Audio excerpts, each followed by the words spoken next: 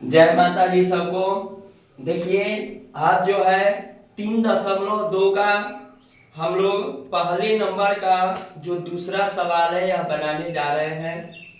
कह रहे क्वेश्चन कि 5 पेंसिल तथा 7 कलमों का कुल मूल्य 50 रुपया है, जबकि 7 पेंसिल तथा 5 कलमों का कुल मूल्य 46 रुपया है।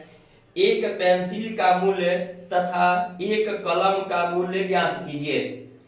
तो यहाँ पे हमने माना हुआ है, ठीक है, कि माना कि एक पेंसिल का मूल्य x रुपया तथा एक कलम का मूल्य y रुपया है।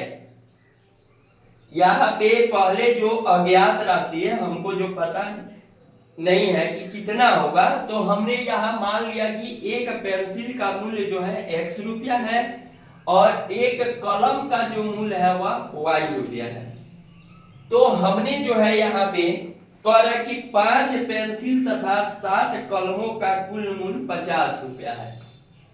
तो 5 पेंसिल का हो गया 5x और 7 कलम का हो गया 7y, दोनों मिल के 50 है। यह हो गया समीकरण एक। फिर दूसरे शर्त में कह रहा है कि 7 पेंसिल तथा 5 कलमों का कुल मूल्य 46 रुपया है। तो 7 पेंसिल यानी कि 7x और 5 कलम यानी कि 5y, दोनों मिलके 46 है। यह हो गया समीकरण 2। अब हमने निकाला समीकरण 1 से। तो समीकरण 1 से आया 5x जोड़ 7y बराबर 50। तो 7y बराबर 50 माइनस 5x, प्लस में है तो माइनस में हो जाएगा। हमको इसको ग्राफीय विधि से बनाना है, इसलिए किसी भी ग्राफ को खींचने के लिए 2 मान चाहिए। इसके लिए हमने x बराबर 3 रखा।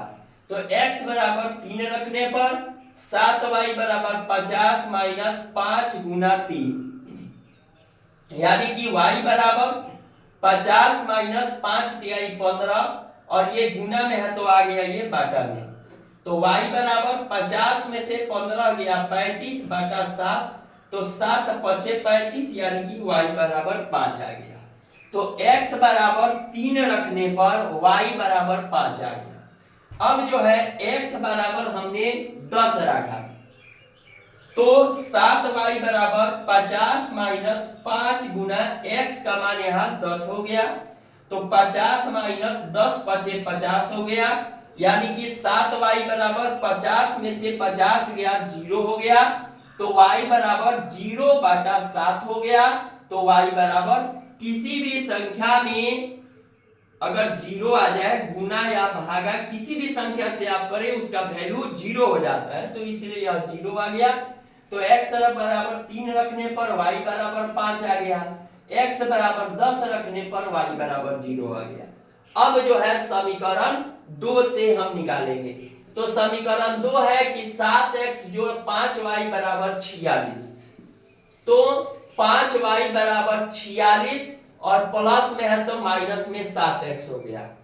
अब हमने यहां भी x बराबर 3 रखा, तो 5y बराबर 46 माइनस 7 गुना 3। तो 5y बराबर 46 माइनस 7 तिरका 21। तो 5y बराबर 46 में से 21 गया तो 25 हो गया। y बराबर आ गया 5 25, यानी कि 5। अब जो है आगे हम मान रखेंगे, कोई भी मान हम रख सकते हैं, वो प्लस में भी हो सकता है माइनस में भी हो सकता है, छोटा मान होना चाहिए। x बराबर हमने रखा -2, तो 5y बराबर 46 माइनस 7 गुने और यहाँ पे -2, तो 46 माइनस माइनस प्लस 7 दूनी 14। तो 5y बराबर 46 और 14 हो गया 60, तो 12 पचे 60, तो y बराबर हो गया 12। अब जो है यहाँ पे हमने जैसे तालिका में बना दिया कि x बराबर 3 रखने पर y बराबर 5। अब x बराबर -2 रखने पर y बराबर 12 आ गया। अब जो है इसका हम ग्राफ खींचेंगे। ग्राफ में 2 अक्ष होते हैं, एक x अक्ष होता है और एक y अक्ष होता है। तो जब हमने यहाँ पे x हुआ, ये 0 मिडिल पॉइंट 0 हो गया, x डैश हो गया, ऊपर आपका y हो गया, नीचे y डैश हो गया। अब हम मान देखते हैं कि कितना है, तो इसमें सबसे बड़ा 10 है, यहाँ पे y में 12 है, तो हमने y में जो है 1 से 12 तक की संख्या दे दिया और x में 1 से 10 तक की संख्या दे दिया। नीचे माइनस में केवल हमारा -2 है, तो आप जहां तक हो सके -2 तक भी आप रख सकते हैं या उससे बढ़ा भी सकते हैं। तो -1 से हमने -6 तक रखा, नीचे -9 तक रख दिया। अब जो है हम देख रहे हैं कि दोनों में उभयनिष्ठ 3 5 है, तो सबसे पहले हम 3 और 5 का ग्राफ खींचेंगे।